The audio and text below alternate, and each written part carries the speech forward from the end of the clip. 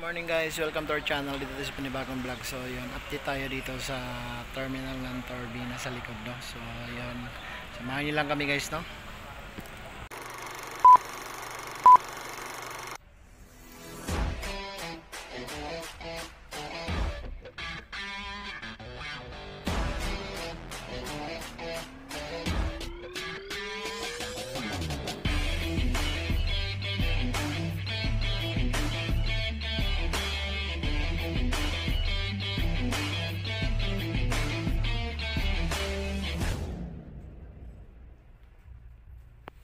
Dito tayo sa likod, no? Yan.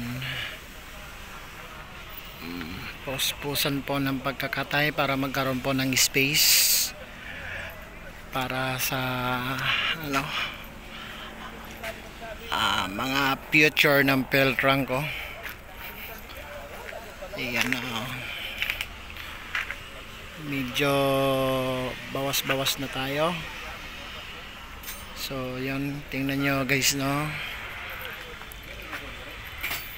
Yan, 1852.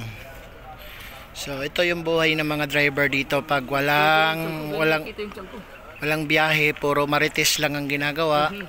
Ayan, yan. Nakikimarites sila sa nagagawa ng engine man. Ayan, kung anong pwede nilang matutunan diyan sa paggagawa dahil sila na rin magmemekaniko pag nasira yung bus nila. Kasi ilan lang yung engine man dito, isa lang. At kaya mo na? Kaya yung tinuro sa iyo ni Manay Ilano, kaya mo na? Paano 'yon bago ano 'yon pre, bago mag-change oil? Bago mag-change oil, lagyan mo na ng ren po pound. Yun. Yun. Isipin mo 'yan, matalino. Matalino 'yan, Pilipino. Yan. Para pumasaya pa. Yan yung engine man namin na si Edwin Ilano. At saka yung regular crew ng 1852, yan si Bangkay. Regular crew ng 1852. Disable. Grabe ka naman, buddy. Ano sabi mo? Grabe. Pasok po na akong ipag-trip pa na po. May nagpa-plaster ko kasi yung ganina. Ayan. So, yan lang po yung buhay ng mga driver dito pag walang biyahe. Masar. Simpleng pangasar, simpleng marites lang. Pero kadalasan talaga rito, kahit lalaki rito, marites. Mga trabaho. Wala kasing trabaho iba eh. Patanggal stress. Dito tayo, lilibot tayo ngayon kung mayroong kaganapan dito. Parang maluwag na. Nasaan na kaya yung ibang bus? Nasa kasa. Gingan, ayan, wala na. So ito, bubuldosin ito para sa paglilinis. Ayan o. Aring Kilaton, ano ba yan? Ano hinahanap po dyan? Hanap ka ng ginto? Ayan o. Ito, lilinisin ito. Malaki-laking sakop ng space ito. Ito pa, yan. Lahat mga yan, puro yan liligpitin. Ayan. Ubusin po lahat yan para magkaroon tayo ng sapat na espasyo sa future ng Peltrangco sa mga parating. Ilang araw ka na walang biyahe? 4 pa lang. 4 pa lang? Ayan, si Kilaton, buti 4 na araw pa lang walang biyahe. Linggo dito. Inaabot bala ng 1 linggo? Ilang linggo? So yan. Yung mga bus natin, malapit na yan, mga candidate na to sa mga kakatayin. So malaki-laki na rin space guys. So tingnan nyo,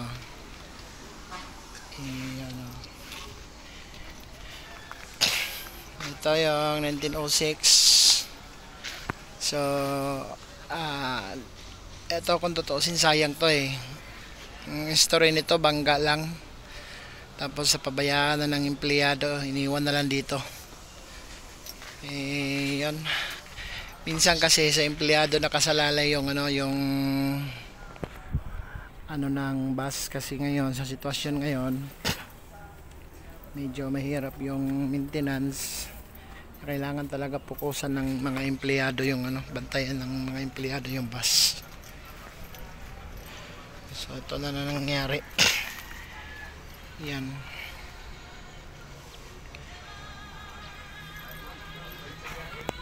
Yan, oh. Yan yung life ng mga empleyado rito. Pag walang mga biyahe, yan. Sosyal kami kaya kumakain kami sa labas. Ito ang pinakasosyal. Yan, oh, yan yung ulam ni Dano yun. Hindi kami pumasok doon sa Jollibee. Yan. Outdoor Nakasawa eating na. lang. Mm. Oh, yun, no. Itong sosyal na kain na sa labas. Yan, shout out kay Lagi Tabura. kami kung kumakain sa labas. Yung mga tropa natin dito. So, Sa labas ng bahay ba? ganito lang simpleng buhay ng mga driver ng Peltrangco pag walang biyahe. Yan yun. Yan naman yung ulam mo. Pero malulusog. Malulusog dahil sa tuyo. Yan. Yan si Dano at saka si Minky. Tingnan mo yung Minky. Lupit oh. Nakapangingiki na lang. So, yun, itong mga empleyado na to, mga to driver na to, nag-aantay lang to. Antay lang to. Nag-aantay lang to pag nalinis na to lahat. Alam na kung ano yung darating na bago. Bagong kinabukasan ng Peltrangco. Kaya ito para tong mga sundalo to, naka-ready lang to. Mga driver na to. Malait lang kulang. Pag dumating lahat po ng mga future ng Peltrangco, ayan, kaya po yan mga kinakatay na. Kasi papalitan na ng bago. Ayan o.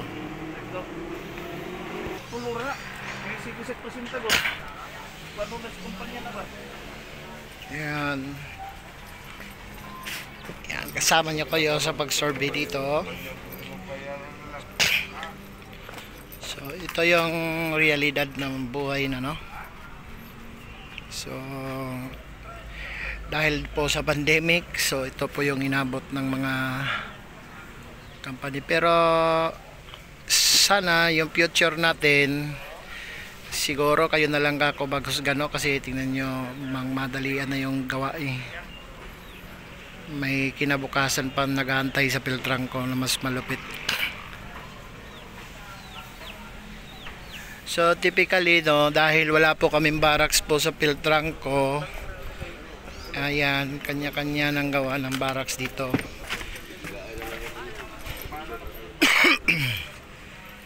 Puro po to nakabarracks dito, puro mga taga Peltrangco. Mga sosyalin pa to, ayan yung parang kilato, no? Tibay oh. Kababiyahe lang nito, no? Ito si paring Dano, hindi talaga ito makakakain pag hindi kompleto eh. Kailangan talaga with matching kape. Kompleto talaga, oh. Social pati, naka corn beef. Corn beef with matching tuyo. May tuyo pa ako nun, buddy. Baka gusto nyo muna bumili muna. Psst, Tabura! Tabura! May tuyo pa ako doon, bili ka? 100 isang ano? Yan mga tropa natin. Mga barracks na din dito. Ayan, pupunta naman tayo sa kabilang side.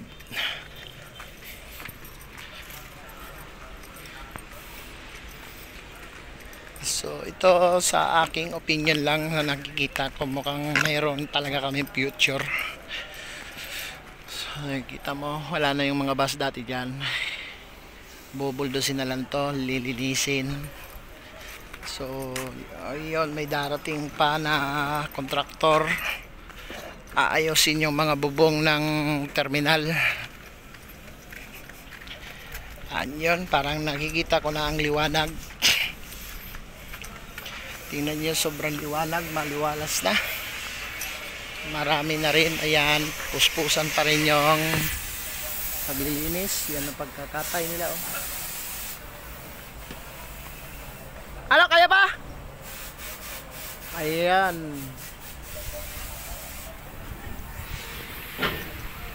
Oh. Ilang kaya ang bus kaya magkasya dito? Sisilipin natin dito, marami ng mga nawala ditong bus. Yan, dati dyan nakaparada yung 1823. Dyan nakaparada yung 1882. Yan, maliwanag na. Tapos dyan nakaparada yung mga field turister. Yan, lilinisin na lang yan, bubuldusin na lang yan.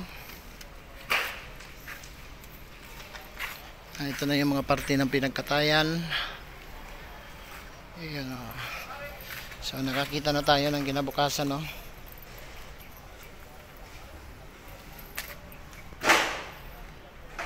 Yan na lang isa natitira. Kakatayin na rin yan.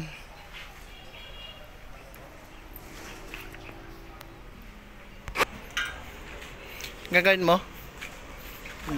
Mag-aircon ka? Oo. Ayan.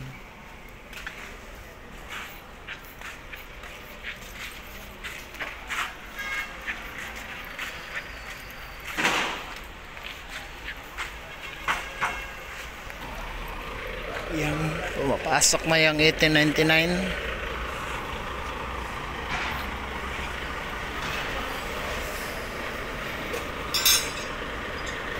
Oh, yung D-trip natin pabuhi. Yan, diesel na. Dami kayo pasero? Oh, yan, diesel. Yan yung D-trip ng buhi, no. Yan.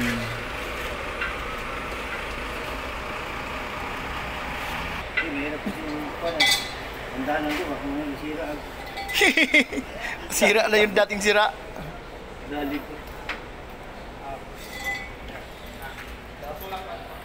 Silip naman tayo sa likod. Yan.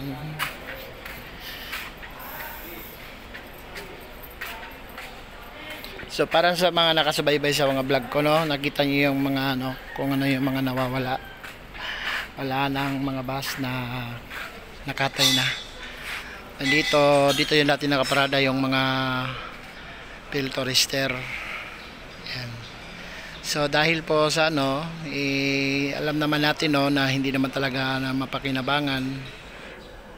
Mahirap na rin gastusan. Nagsubok na tayo ng isa ng project bus. So malaki talaga ang gastos. So yan, kaya tinuloy na ang pagkatay kaysa yung ano, total marami naman bago. Na ano, yun yung dahilan po na tinanggal na lahat ng mga hindi na mapapakinabangan, kinatay na. Ayan, o. Napakalinis na, bubuldusin na lang yan. Ayusin na lang yan. Para mailagay ng maayos. Ayan na. Medyo maluwag na.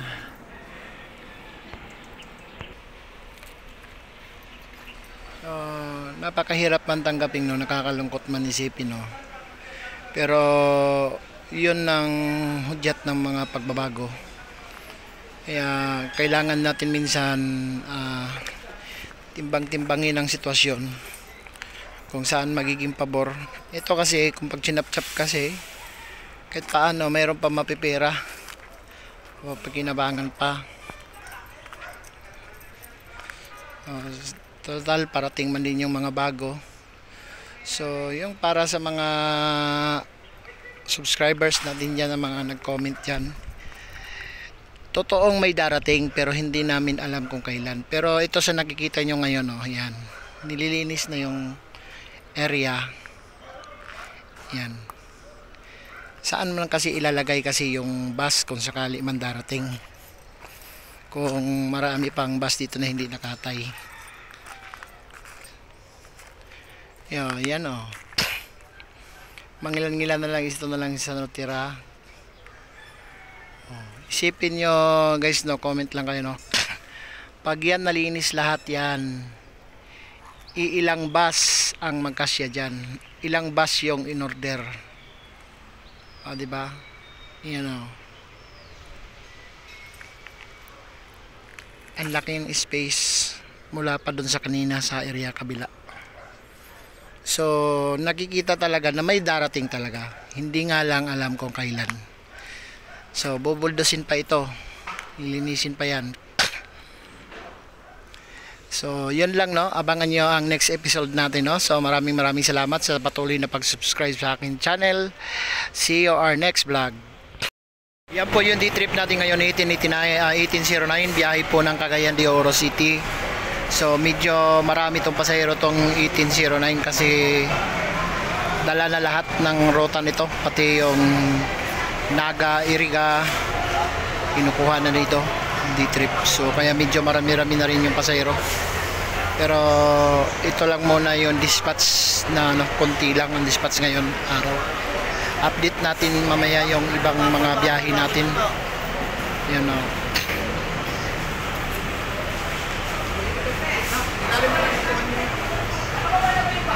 Yan. Yan po yung mga ano no.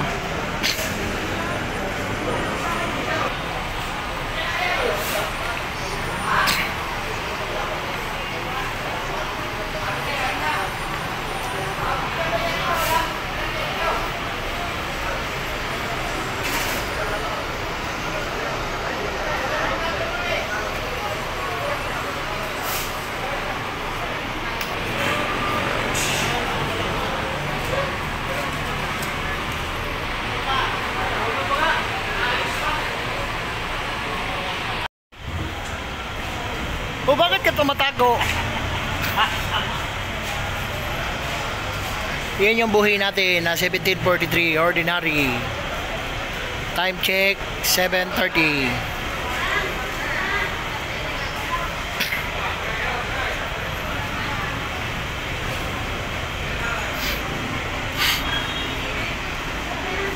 So mangilan-ngilan lang yung dispatchada natin ngayon sa araw na to dahil po medyo lean season, hina-hina pa. Ayan ang ano natin.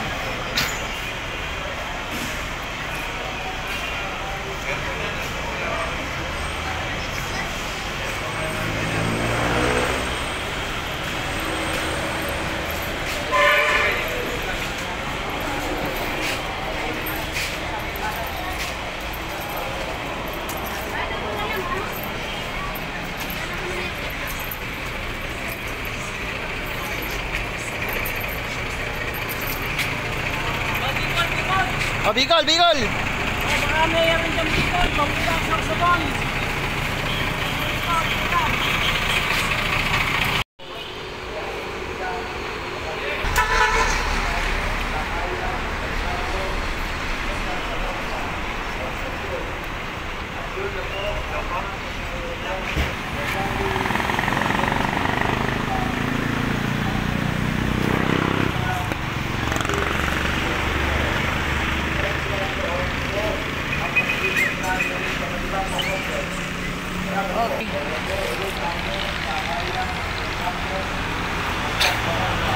So yan po last trip po natin ng Bicol oh. Walang yan, lupit oh. Shout out sa mga babae nito na hindi pa nakita.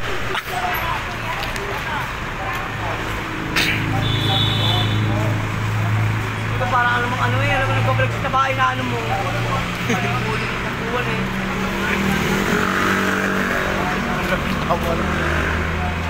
Shoutout nga pala kay Jerry Topak. Kung nakakainom, nanganak po. Shoutout ko na sa kabarangay. Sila. Shoutout nga pala kay Jerry Topak. Nanganak mo pag nakakainom. Almost kita tayo. Ay, yung mga hawak kulit dito sa turbina.